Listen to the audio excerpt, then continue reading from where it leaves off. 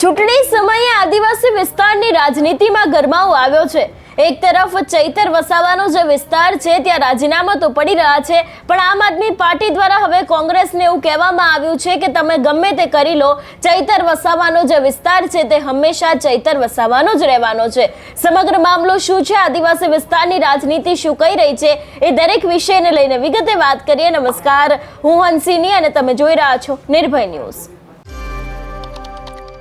આદિવાસી વિસ્તારમાં ભારતીય જનતા પાર્ટી અને કોંગ્રેસ દ્વારા અત્યારે હાલ ગાબડું પાડવામાં આવી રહ્યું છે, પણ હવે આ બધાની વચ્ચે આદિવાસી વિસ્તારના આમ આદમી પાર્ટીના નેતા છે એમના દ્વારા ચૈતર વસાવાને લઈને એક વાત કરવામાં આવી છે અને અત્યારે હાલ જે ભારતીય જનતા પાર્ટી અને કોંગ્રેસ દ્વારા જે લોકોને તોડવામાં આવી રહ્યા છે એ પણ સમગ્ર વિષયને લઈને તેમના દ્વારા ખુલાસો કરવામાં આવ્યો છે। જે રીતે આપણે જોતા આવ્યા છે કે અત્યારે હાલ સ્થાનિક સ્વરાજની ચૂંટણી આવી રહી છે, અત્યારે હાલ ક્યાંક ને ક્યાંક રાજકારણ ગરમાયું છે અને આદિવાસી વિસ્તારમાં જે રીતે ચૈતર વસાવા એક્ટિવ થયા છે એની સામે ભાજપ અને કોંગ્રેસ પણ એટલું બધું એક્ટિવ થયું છે।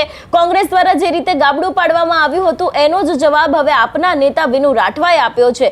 સૌથી પહેલા તો આ સમગ્ર વિષયને લઈને વિનુ રાઠવાએ શું કહ્યું તે સાંભળીએ। નમસ્કાર।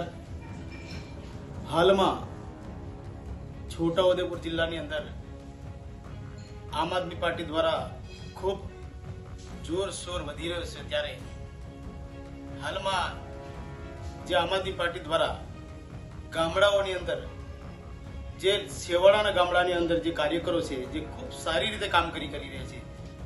ભૂતકાળની અંદર વિસાવદર ઇલેક્શનની અંદર ગોપાલ ઇટાલિયાની જીત બાદ આખા સમગ્ર ગુજરાતની અંદર આ પ્રદેશમાંથી જે જવાબદારી સોંપેલ પ્રભારીઓને તો દરેક ગામડાઓની અંદર ગુજરાતની અંદર 4 ઝોનની અંદર કાર્યકર્તાઓને નિયુક્તિ કરી અને ગુજરાતની અંદર સદસ્યતા જોડો અભિયાન લઈને શરૂ કરી અને ગુજરાત જોડો સભાઓને લઈને ખૂબ સારો જોરશોર પ્રસાર કર્યો છે અને એ પ્રચારની અંદર આજે લોકો ઉમંગથી જોડાયા છે અને ખૂબ જોરથી આજે આખું વાતાવરણ બન્યું છે। ત્યારે અત્યારે સમગ્ર ગુજરાતની અંદર અને છોટાઉદેપુરની અંદર પણ આજે આદિવાસી પટ્ટો છે ત્યાં વિધાનસભાના પ્રભારીઓ, તાલુકાના પ્રભારીઓ, છોટાઉદેપુર આપણે જે જિલ્લા પંચાયત સીટના પ્રભારીઓ સારી એવી કામગીરી કરીને એનું પરફોર્મન્સ બતાવ્યું। ત્યારે પાર્ટીએ ત્યાં જે પ્રદેશ ટીમની એક નેતૃત્વ જે ખૂબ મજબૂતથી જ્યાં કાર્યકર્તાઓ જે હતા એમને પસંદ કરી અને દાવેદારી કરી એ લોકોને પસંદ કરવામાં આવ્યા અને એમને સારી રીતે એમને અત્યારે આ સ્થાનિક સ્વરાજ્યની ચૂંટણી અંદર એ લોકોને ટિકિટો ફાળવવામાં આવી છે। ત્યારે ઘણી સ્વાભાવિક વાત છે કે આ ચૂંટણીઓની અંદર એ તાલુકા પંચાયતની ચૂંટણી હોય, એ જિલ્લા પંચાયતની ચૂંટણી હોય, વિધાનસભા કે લોકસભાની ચૂંટણી હોય, ત્યારે તમામ કાર્યકર્તા સ્વૈચ્છિક રીતે પોતપોતાની રીતે દાવેદારી કરતા જ હોય છે। એ આમ આદમી પાર્ટી હોય યા કોંગ્રેસ પાર્ટી હોય, ભારતીય જનતા પાર્ટી હોય, દરેક પાર્ટીઓની અંદર સ્વાભાવિક રીતે દાવેદારી નોંધાવતા હોય છે, પણ પાર્ટીએ એની કામગીરી એની દેખતી હોય છે કે ગ્રાઉન્ડ ફ્લોરથી લઈને કાર્યકર્તાની કામગીરી કેવી છે એ પ્રમાણે એ લોકો પસંદગી કરવામાં આવતી હોય છે।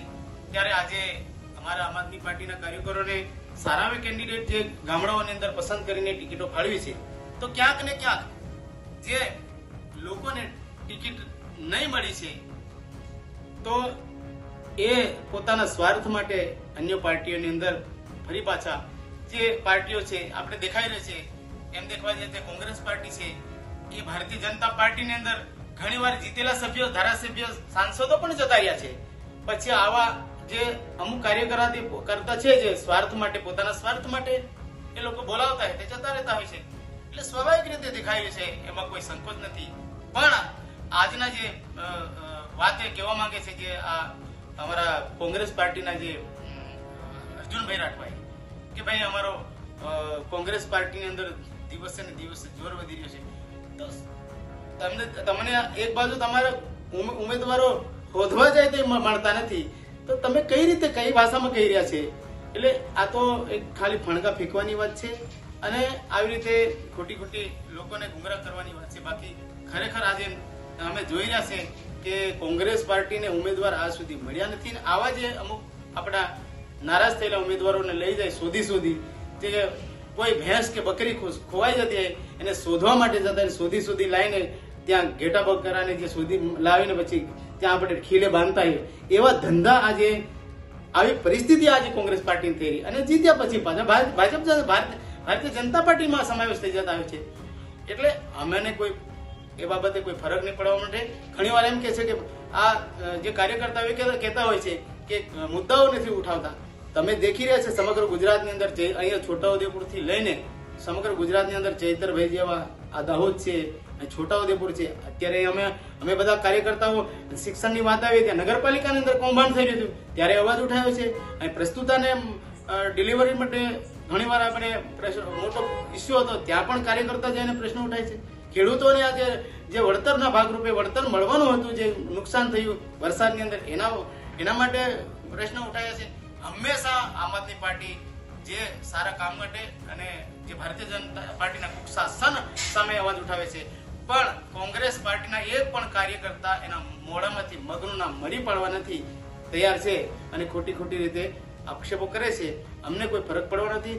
આજે સમગ્ર ગુજરાતની અંદર અમારે આમ આદમી પાર્ટી અત્યારે જોરશોરથી આગળ વધી રહી છે અને આજે એવું દેખાઈ રહ્યું છે કે આવનાર સમયની અંદર ફૂલ મોટી બહુમતી સાથે સ્થાનિક સ્વરાજ્યની ચૂંટણીની અંદર આ જે આમ આદમી પાર્ટી છે પોતાનું બોર્ડ તાલુકા હોય યા જિલ્લા હોય યા નગરપાલિકા હોય બધી જ જગાએ અમારું બોર્ડ બેસવા જઈ રહ્યું ચોખ્ખે ચોખ્ખો નજરે દેખાઈ રહ્યું છે. એટલે અમને ડર બેસી ગયો છે. એટલે આ બધું બોલે છે, ઠીક છે, અમે એમાં કોઈ પડવા માંગતા નથી. એટલે જે પણ બોલશે એ એમના સ્વાર્થ માટે બોલશે. જે રીતે અહીંયા આમ આદમી પાર્ટીના નેતા દ્વારા સીધા જ પ્રહાર કોંગ્રેસ ઉપર કરવામાં આવ્યા છે કે અત્યારે હાલ આદિવાસી વિસ્તારમાં કોંગ્રેસની પરિસ્થિતિ શું છે.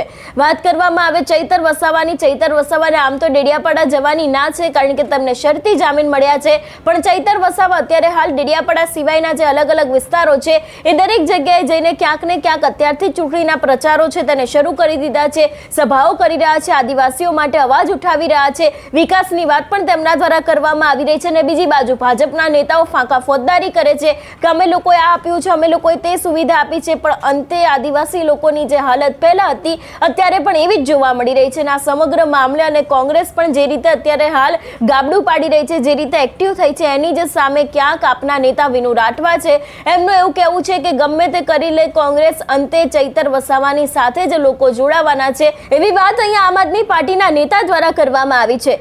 એક તરફ અત્યારે હાલ રાજકારણમાં ગરમાવો જોવા મળ્યો છે ને એવામાં હવે જ્યારે આદિવાસી વિસ્તારની અંદર રાજનીતિ જામી છે, ચૈતર વસાવા હોય, તેમની સામે અર્જુન રાઠવા હોય કોંગ્રેસના કે ભારતીય જનતા પાર્ટીના કોઈ પણ બીજા નેતા લઈ લો, નાયબ મુખ્યમંત્રી હોય અથવા તો પછી મનસુખ વસાવા સહિતના નેતાઓ જે રીતે અત્યારે હાલ આદિવાસી વિસ્તારમાં રાજનીતિ કરી રહ્યા છે, પૂરતા પ્રયત્નો કરી રહ્યા છે કે કેવી રીતે તેઓ આદિવાસી વિસ્તારમાં પોતાનું પ્રભુત્વ જમાવે.